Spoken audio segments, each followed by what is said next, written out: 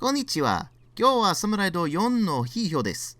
ゲームの発売の媒体は PlayStation 3と PC です。I do apologize if that intro was rather butchered because my Japanese is really rusty right now. So if you are a native speaker of Japanese, feel free to correct me on that. But for the rest of you who don't speak Japanese, this is my review of Way of the Samurai 4 for PC and PlayStation 3. And this review is coming to you courtesy of Hamada, so thank you for that, it is greatly appreciated. This is a pretty unique video game that doesn't really fit in any particular genre very well, but it has the most in common with a sort of hack-and-slash action-adventure game.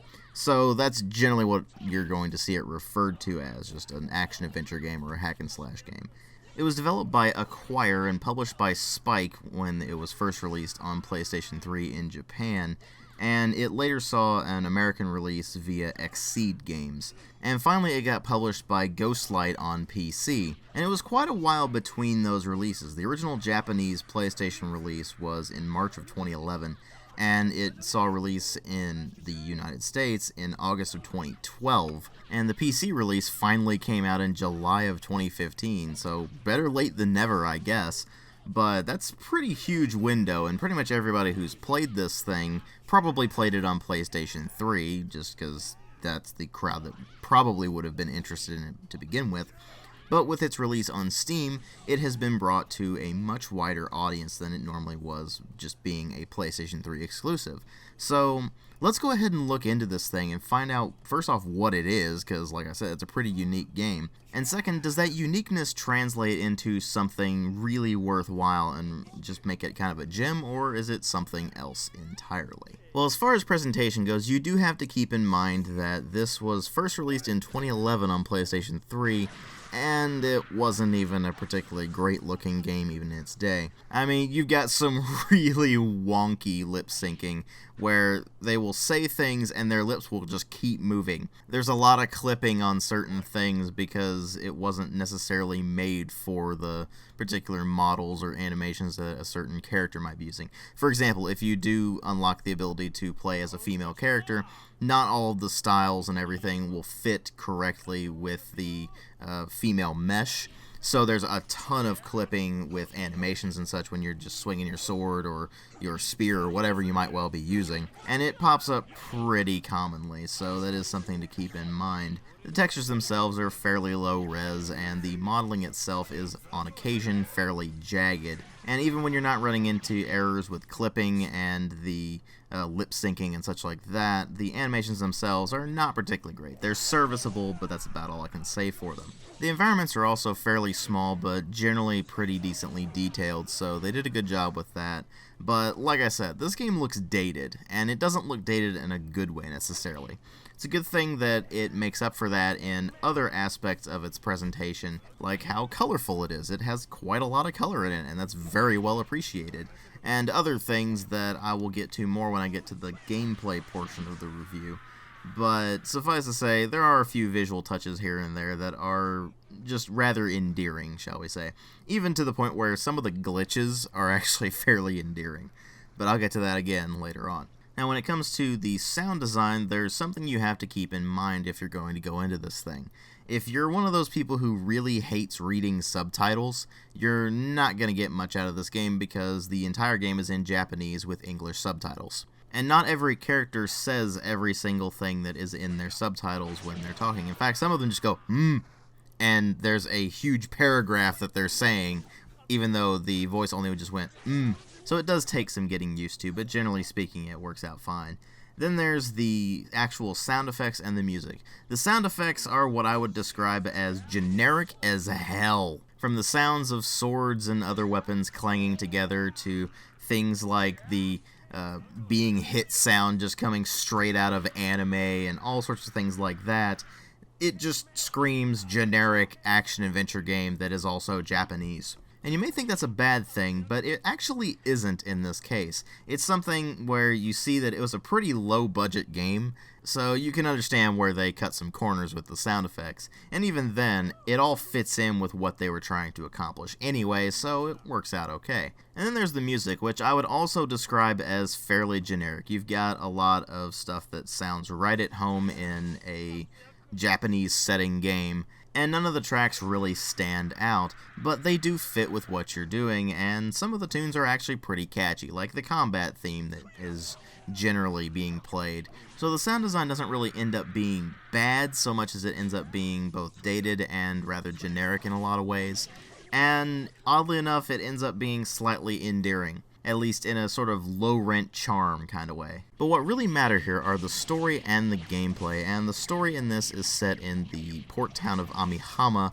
during the 19th century. So basically it's at the end of the shogunate, and during a time where the culture was pretty much experiencing an upheaval, where you had a lot of people clinging to the old ways, the old samurai ways, and you had another large amount of people clinging to the new foreign ways, and these are constantly at odds with one another, and it's creating a lot of strife. So you end up with a bunch of different factions throughout the game. You have the Prajnas, who are sort of traditionalist punk sort of characters who are trying to preserve traditional Japanese culture and kick out the foreigners. You have the foreigners, the British, who are trying to establish relations with the local populace, establish trade and that sort of thing. And then there's the shogunate, which is basically trying to keep the peace and make sure that nobody steps too far out of line. And you are a sort of nameless samurai hero who is just dropped into this environment, and right off the bat you run into a skirmish between the Prajnas, the isolationists, who get into a fight with shogunate members over the presence of foreigners. And it's here where things just kick off, because you can certainly jump into the fray, and in fact that's pretty much how it gives you the tutorial, and it even allows you to basically pick a side right from the start. Or you can ignore the fight entirely and go about your business.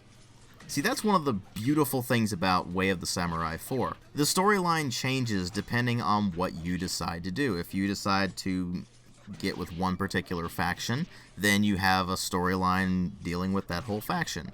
If you decide not to be with any one particular faction, you have other storylines available to you. And there's multiple endings based on both your choices and their consequences throughout the main events of the story, and also depending on what you did in previous playthroughs. You see, there's a persistent world state that continues as long as you keep going through the same save files. So you can have multiple save files, of course, but as long as you load up a save of a character who has experienced one of the actual endings, then whatever the state of Amihama was when you left it is going to be there when you start back up. So, for example, there are 3 main buildings that can be closed or open depending on what you decide to do in the main plot. And these are the casino, the language school, and the hospital.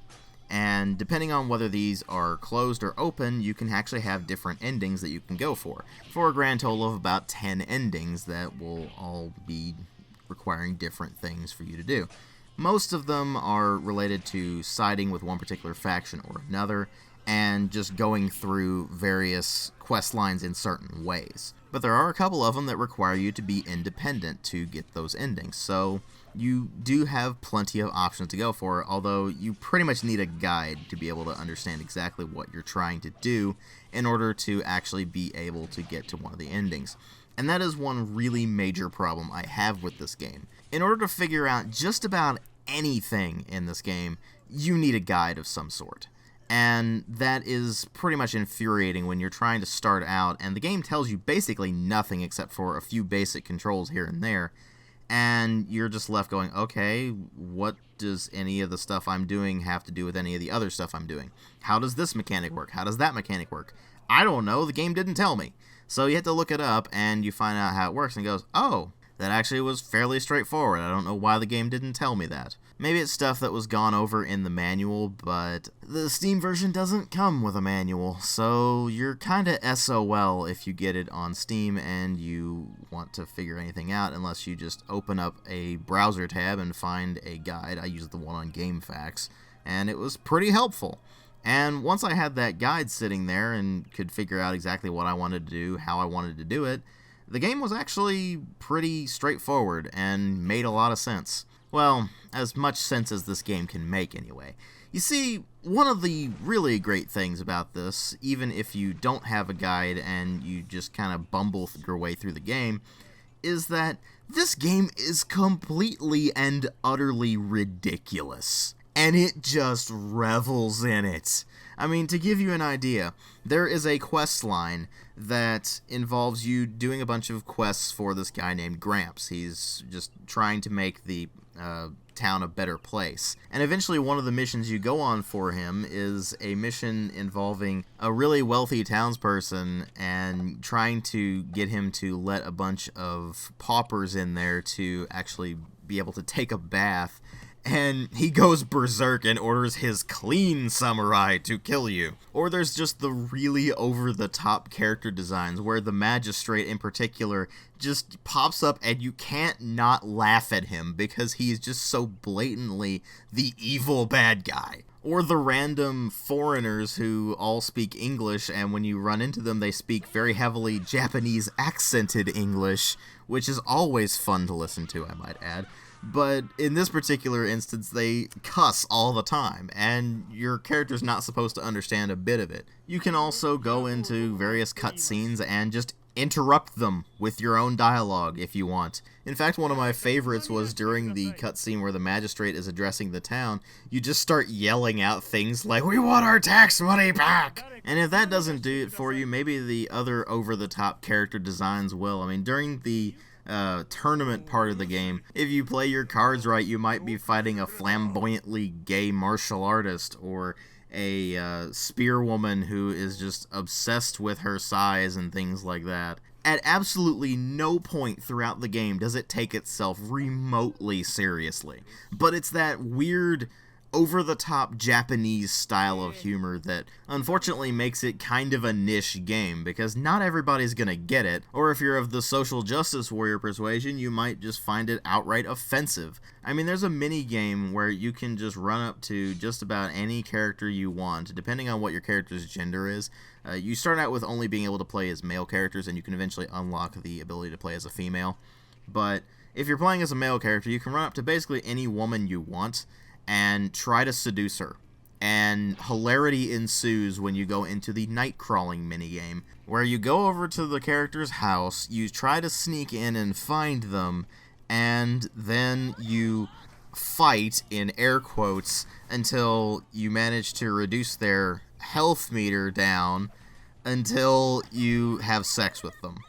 And when you have sex with them, I kid you not, your character jumps on top of them, and you hear a horse neighing when he does it before it fades to black. I mean, let's face it, if a Western developer tried to do something like that, they'd be run out of town with pitchforks and torches. But this is one of the most ridiculously Japanese games I have ever played, and it doesn't take itself remotely seriously, so instead of that being incredibly offensive and frankly kind of sick, it ends up being absolutely hilarious. And that complete hilarity is where the game is at its best, when you're just laughing your ass off at how completely and utterly absurd everything is, and just the goofy characters, the really weird dialogue that ends up going on, the nonsensical things that happen to your character and that happen to other characters, the ridiculous amount of customization options,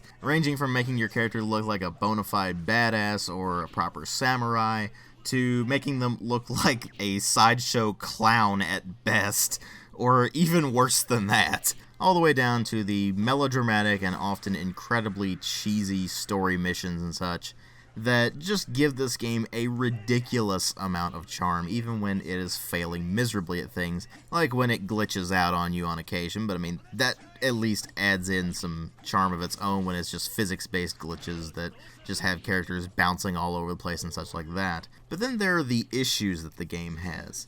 For all of its ridiculous amount of customization options, where you have an absolutely ridiculous amount of clothes, face options, skin tones, hair tones, all sorts of things like that, it does fall into a bit of a rut when it comes to both weapons and in combat styles, where you have the option of choosing between sword styles, spear styles, and unarmed styles.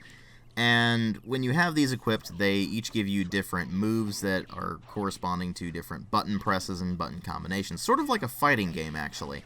And as you progress through the game, you will unlock different moves and different abilities for these various styles, as you use them anyway. And these aren't necessarily straightforward unlocks. Some of them are. I mean, things like just landing a certain type of attack once the style has reached a certain arbitrary level. Okay, that'll unlock a new ability or a new move. Whereas some of them are very specific, like when the style is in 3rd level or higher, take so much damage. Or when the style is such and such level, you might have to do a very, very specific maneuver. And that can be kind of annoying for certain styles that are either really powerful or really weak. I found that the EI style, where you always have the sword sheathed and you just slash on the draw, to be the most powerful style I could have out of the dozens of styles I picked up over the course of the game, both unarmed sword and spear. And it kind of negated me using really any of the other styles. Another problem I ran into was that even with a particularly well upgraded style, certain missions were kind of absurdly difficult, and particularly once you started increasing the difficulty, the game actually got more and more punishing. And so it ended up necessitating a lot of grinding, and you guys probably know by now how much I really hate grinding in video games. I don't like doing tedious actions. I like doing things that are interesting. And when I have to constantly go get my sword repaired because it took ridiculous amounts of damage just from one fight, or I have to go and constantly just grind out jobs to get money so I can go back and get my sword enhanced or recast eventually, so it will do a lot more damage per strike and such like that, or when I have to just grind out for my various combat styles in order to unlock moves, in order to improve the level of it. It just gets tiring after a while, and that's really the major downfall of Way of the Samurai 4. There is a ton of stuff to see and do in this game, and a lot of it you have to grind through. I mean, to get people to join your dojo, for example, when you start up a dojo, first things first, you have to go and find students, and to get them to be your students, you have to whack them repeatedly with the reverse side of your sword in order to not kill them and instead knock them out. And then you have to say, hey, you're my student now. And they'll go off to your dojo if they want to, and some of them don't do it. And you'll either gain a student or they'll kick you and run off. And it's rather amusing when they do manage to join you, because then you have a bunch of these random NPCs that you found throughout the town just running around your dojo, not necessarily doing anything, but apparently increasing its prestige. And this will eventually allow you to use the dojo exclusive style where you can only level it up when you're fighting people in the dojo, and occasionally people will show up at your dojo to challenge you, and if they are not met with a sufficient challenge, either from the sensei, who is another character you have to unlock, but who is persistent at least, or you just kicking the living crap out of them. But regardless, that particular style feels especially grindy to level up, and really it's not all that worth it because there's other styles, namely the EI style, that is just frankly better. And it doesn't help that a lot of the missions involve just going from place to place, doing extremely repetitive actions, where it might be something like, go and just destroy these crates, or go and carry objects from one place to another, or go and talk to these various NPCs back and forth over and over and over again. Or, what most of them end up being at some point, go to this place and just slaughter all these dudes. And as I mentioned, the combat is not necessarily the strength that this game has. It's serviceable combat, but again, it wears on you after a while, and when a lot of the game centers around the combat, it can become kind of tedious at times. And the other side activities you can do involve things like fishing, which is basically a QuickTime event, or things like the torture minigame, where if you get caught by certain characters, then you get thrown into this torture dungeon, and you just have to survive, which is a lot easier said than done because the controls for that particular segment are rather iffy at best. Now, with all that said, there's nothing in this game that outright ruins it. It's just a very flawed game in a lot of ways. The thing is, those flaws kind of make it what it is. If it wasn't as flawed of a game as it is, I probably wouldn't have enjoyed it as much as I did. I mean, I got about 24 hours of playtime out of it before I decided to do this review, and that was having not experienced every single bit of content in the game. There is a ton of stuff to do in this game. Tons of side activities.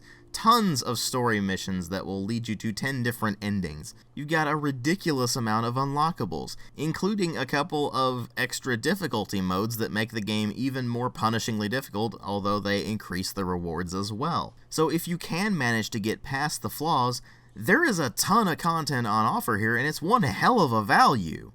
But that's the thing, you have to get past the flaws, and that's what makes it hard to recommend wholeheartedly. Even though I had a blast with this game, I was laughing my ass off at it at multiple points. The amount of repetition and grinding did eventually wear on me to the point where I just decided to stop playing it. But of course, your mileage may vary. You may be one of those people who picks the thing up and ends up playing it for 60 plus hours trying to get every single unlockable, every single ending, that sort of thing. Or you might be somebody who just kind of goes in there, laughs at it for a bit, and feels like they've got their money's worth. But regardless, this game flew under the radar for pretty much everybody. I mean, I didn't even know it existed until I was directly shown it. And I'm really glad I was shown it, because otherwise I wouldn't have been able to experience such a ridiculously over-the-top and silly game that ends up being both a very unique experience and a hell of a lot of fun. But when it comes down to it, again, it's a hard game to wholeheartedly recommend. Thus, I am giving it the conditional 3.5 out of 5. If this is your kind of game, you'll probably absolutely love it. If it's not your kind of game, you'll probably not be able to get much of anything out of it. But that's the thing, you're not going to necessarily know whether this is your kind of game or not. So what I can very easily recommend is, if it looks interesting, pick it up on sale. Sure, it has a few issues. I mean, the PC version runs at 30 FPS, and it pretty much requires a controller to play. Good luck if you're going to try to run this on keyboard and mouse, because it's just not going to work very well. I tried it, and then I switched over to a gamepad, and it was infinitely more enjoyable that way. But if you can get past the faults and look to the game's strengths, mostly in how ridiculous it is and how much there is to do and such like that, you'll probably be able to get a hell of a lot out of it. Thanks for watching.